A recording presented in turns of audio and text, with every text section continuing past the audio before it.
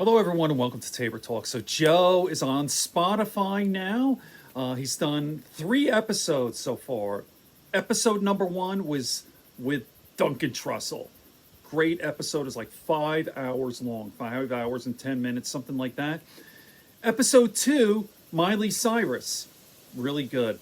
And then on Friday with Mike Tyson. So, what's great about Spotify is all of the episodes are downloaded. Now, on the internet before Spotify, you did, but they were kind of all over the place and on YouTube, and some clips were missing. Take a look. Like, I'm going back, all whatever 1,500 plus episodes are here in their entirety, right? So, I'm listening now to, well, here's Brian Callen, Dane Cook, 33, Doug Benson, I'm listening to now. I'm listening to them, and this is 2000. Let me see this, April 9th, 2010, all right? 10 years ago or something like that, right? So I've listened to most of the podcasts. I was there this, Christmas Eve, 2009, Joe's very first podcast with Brian Redband was getting it set up. But by the way, you can go and see it here. Okay, so I'm gonna play a clip here by.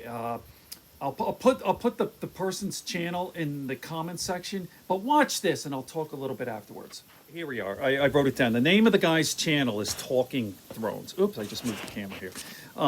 Okay, so he's talking about how the Joe Rogan show will never be the same. The appeal of Joe Rogan was all his friends, Joey Diaz and Brian Redband and all those guys, Chris D'Elia, all the people out in California. And now things have changed. So watch this and then I'll talk for a minute afterwards. What's up, ladies and gentlemen? As you can see by the name of this video, this will be very different than the videos I usually make. I want to talk about something that has a very big influence on me, as well as millions of other fans around the globe. I am, of course, referring to the podcasting scene in Los Angeles, California. Thanks to Joe Rogan and some of his closest friends, I've been able to enjoy thousands of hours of free entertainment for nearly a decade. Unfortunately, we are witnessing the end of an era. Now, I know most of my subscribers don't know that much about me, so let me tell you how my journey as a podcast fan began. This will help explain why I decided to make this video in the first place. Back in 2011, I was working for a company that cleaned out these giant industrial-size ovens. These ovens can be found inside factories all over the United States. While I worked for this company, we would travel all over the country to states like Indianapolis, Illinois, Ohio, West Virginia, New Jersey, Kentucky, California, and many other states. Since it was a company based on the East Coast, we would drive to all these different states to work in these factories unless it was California. That was the only state we would fly to. Now, since we spent so much time on the road, I would have to find things to do when we were in the work van or in our hotel room. I can't even begin to tell you how many hours I spent in that van. We would be working on the road nearly 300 days out of the year. Now, I love listening to music or watching movies just as much as the next guy, but after a while you do get bored. I know I did, therefore I had to find something else to keep my mind occupied. At this time, I believe I had an iPhone 3, and on this phone was an application for podcasts. This is when I first discovered what they even were. I should also say I have always been a big fan of comedy.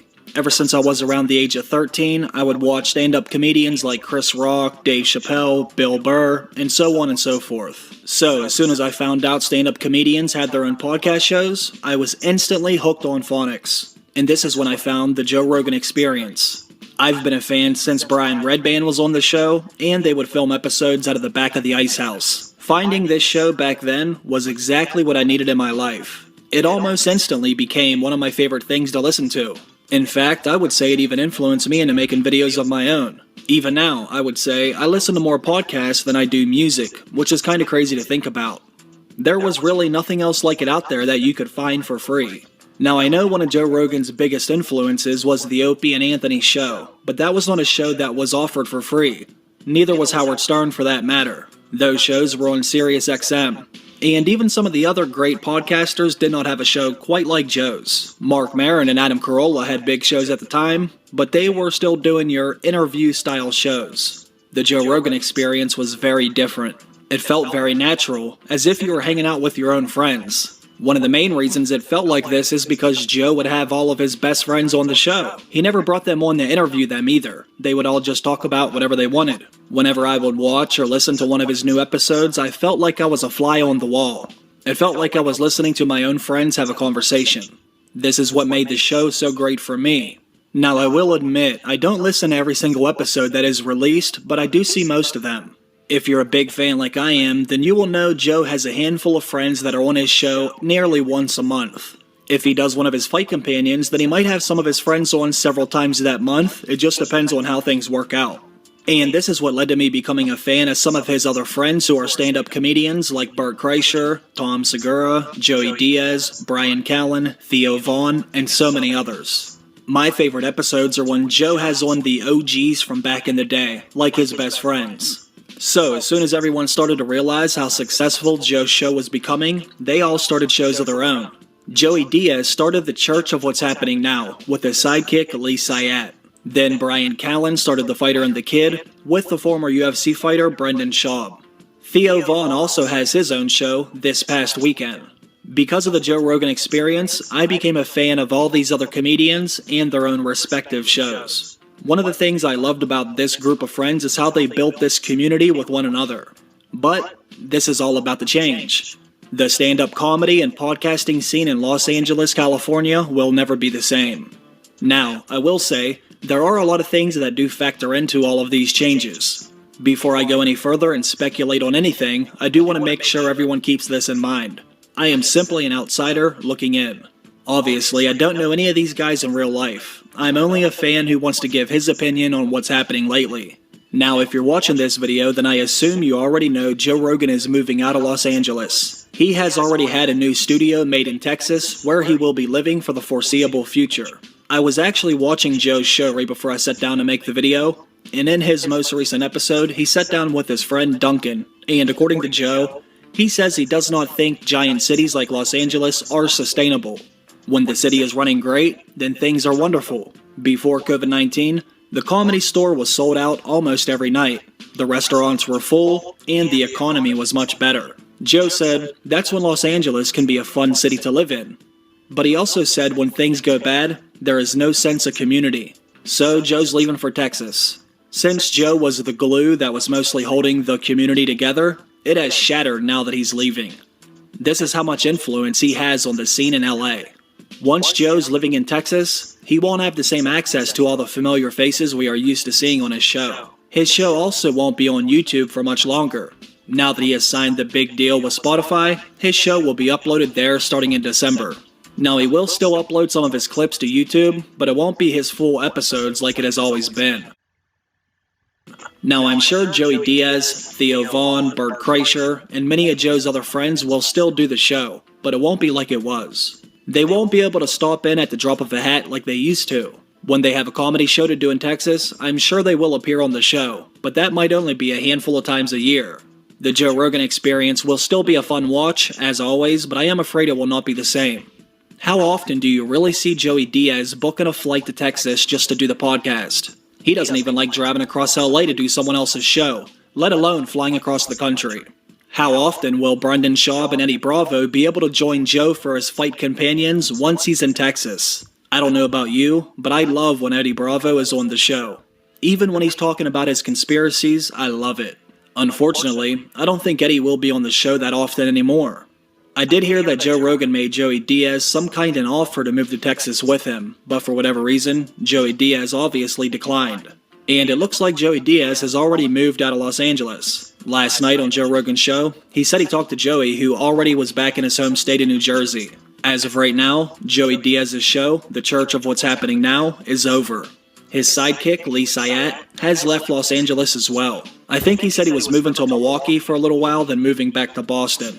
So, even when Joey Diaz does bring the show back, it won't be the same as it was. Now, I know that some fans of the church do not like Lee, but I don't agree with that at all. I think he's actually a lovable guy. And whether you like him or not, he was a part of the show, and now he's gone as well. Now you have to wonder what Joey Diaz's show will look like whenever he brings it back. I'm sure Joey will still have great stories to tell like he always does, but will he be able to get people to fly to New Jersey to be on the show? The days of us seeing all the LA comedians joining their friends on their shows will be far and few in between. The Fighter and the Kid is another show that is almost unrecognizable as of right now. Brendan Schaub is still hosting the show, but it doesn't look like Bryan Callen will be coming back, ever. For those of you that don't know, Bryan Callen is one of Joe Rogan's best friends. They've been friends ever since the 90s, and in fact, Joe Rogan has even called Bryan his brother. As of right now, Bryan Callen is in some hot water, ever since some recent accusations have come out against him. Obviously, I wasn't there, so I don't know what happened between them. All I know is this does not look good for Bryan. Ever since those allegations came out, he hasn't been seen on The Fighter and the Kid or Joe Rogan's show. As far as I know, he has been dropped by everyone. His agent let him go, his manager let him go, and so on and so forth. Now this is only a guess, but I think he hasn't been on The Fighter and the Kid for a few different reasons. For one, the comment section would obviously eat him alive. They already have been, even when he's not on the show, but I'm sure they would lose all their sponsors as well. Bryan and Brendan tried to make a new show called The Fighter in the Rinks, which was a Patreon exclusive, but that did not last very long either. I can only assume Brendan's agent, manager, lawyer, or whoever told him it might not be a good idea to host a show with Bryan Callen right now. So as you can see, for one reason or another, some of Joe Rogan's closest friends have already stopped creating shows before he even left Los Angeles. As of right now, the church of what's happening now is over. The Fighter and the Kid is over. Now it's just the former fighter and some random comedian. Another well-known LA comedian and podcaster, Chris D'Elia, has been silent for several months as well. He has also had many different allegations come out against him. He hasn't uploaded anything or been seen on anyone's show since June or early July. Now if Bryan or D'Elia are guilty of those accusations, then they deserve to be held accountable. But until I have all the facts, I will reserve my judgment for a later day. I do, however, wonder if any of this influenced Joe Rogan's decision to leave LA. Not only has comedy been cancelled in the city, but a lot of the comedians he surrounds himself with are getting cancelled as well. Even if this has nothing to do with him leaving, he has to be thinking everything is collapsing around him in Los Angeles. Theo Von is another one from this circle of friends who is leaving the city. As far as I know, he will be moving to Nashville very soon. Now that all these comedians are moving away from each other, this will definitely have an effect on all their shows.